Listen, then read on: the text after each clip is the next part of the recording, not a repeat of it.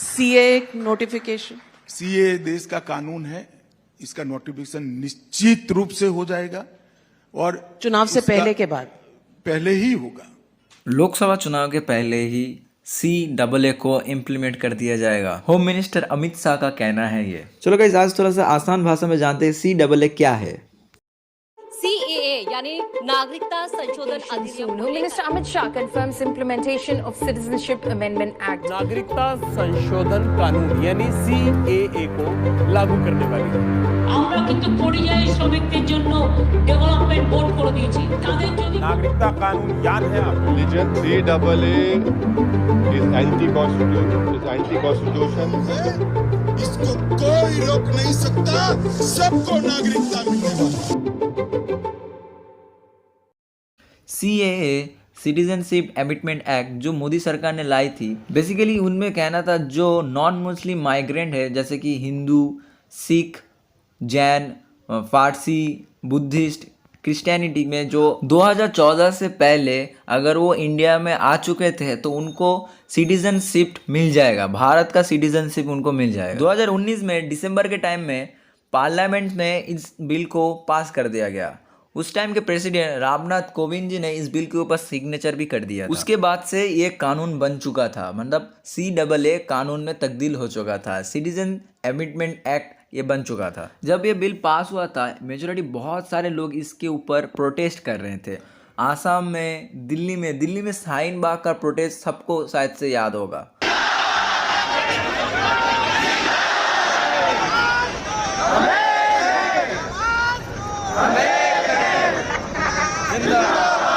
Basically India और पाकिस्तान का partition के टाइम में पाकिस्तान में 10% से भी ज़्यादा नॉन मुस्लिम रहते थे पाकिस्तान में, और आज के टाइम में 2% से भी ज़्यादा नॉन मुस्लिम अभी पाकिस्तान में है। इसलिए भारत सरकार ने उन रिफ्यूजीज़ को जो 2014 से पहले इंडिया में आए थे उनको सिटीजनशिप दे देंगे, मतलब जैन, पारसी, हिंदू, बुद्धिस्ट, बेसिकली जो नॉन मुस्लिम है उन सभी लोगों को सिटीजनशिप मिल जाएगा। सबको पता है बांग्लादेश और पाकिस्तान जो एक मुस्लिम कंट्री है, उन मुस्लिम कंट्रियों में जो नॉन मुस्लिम है ना उनके ऊपर बहुत सारे अत्याचार होते हैं, बहुत सारे उन पर दिक्कतें आती है। तो इसके वजह से वो लोग बांग्लादेश और पाकिस्तान छोड़ के इंडिया में आते हैं, क्योंकि इंडिया एक सेकुलर कंट्री है और इंडिया उन दोनों कंट्री में सबसे पास वाला कंट्री है। इसलिए वो हर रिफ्यूजीज जो नॉन मुस्लिम है, जो बांग्लादेश, पाकिस्तान और अफ़गानिस्तान, सिर्फ ये 3 कंट्री में अगर जो भी नॉन मुस्लिम है वो इंडिया में आके उसको सिटीजनशिप मिल जाएगा अगर वो 2014 से पहले आए थे तो।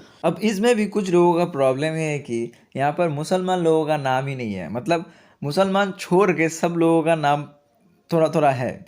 तो उनका मानना है कि शिया जो पाकिस्तान में रहते हैं उनका भी प्रॉब्लम है, रोहानी मुसलमान जो पाकिस्तान में रहते हैं, बांग्लादेश की उस तरफ में रहते हैं, तो उन लोगों का क्या होगा अगर वो इंडिया में आना चाहे तो उनको सिटीजनशिप नहीं मिलेगा। इस चीज़ को लेकर देश में बहुत सारे प्रोटेस्ट और प्रॉब्लम दिखाई दिए, लेकिन हमारे होम मिनिस्टर अमित शाह का कहना है कि इस देश की माइनॉरिटी को और विशेषकर मुस्लिम भाइयों को भड़काया जा रहा है।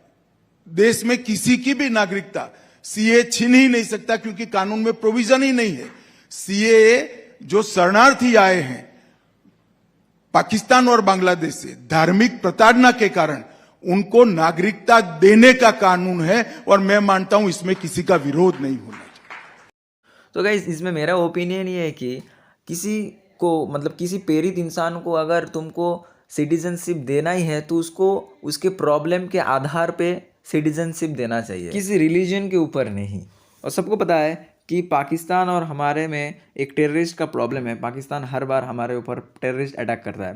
तो इस एक्ट के थ्रू अगर पाकिस्तान जो 2014 से पहले पाकिस्तानी कोई इंडिया में आए तो उसको तो आसानी से इंडिया का सिटीजनशिप मिल जाएगा ना। जो पाकिस्तानी आतंकवादी वो अपना आइडेंटिटी छुपा के अगर वो कहे कि मैं हिंदू हूँ या मैं पारसी हूँ या मैं बुद्धिस्ट हूँ, वो आके इंडिया में क्लेम करेगा कि मैं 2014 से पहले आया था, उसको इंडिया का सिटीजनशिप मिल जाएगा, तब तो इंडिया में एक बहुत ज़्यादा प्रॉब्लम, एक बहुत बड़ा इशू खड़ा हो जाएगा ना। तो मैं कहता हूँ कि इस चीज़ को ऊपर सोचा जाए। तो दोस्तों यही था वीडियो कैसा लगा कमेंट में ज़रूर बताना। अगर कुछ गलत बता दिया तो माफ़ कर देना। बहुत बहुत धन्यवाद।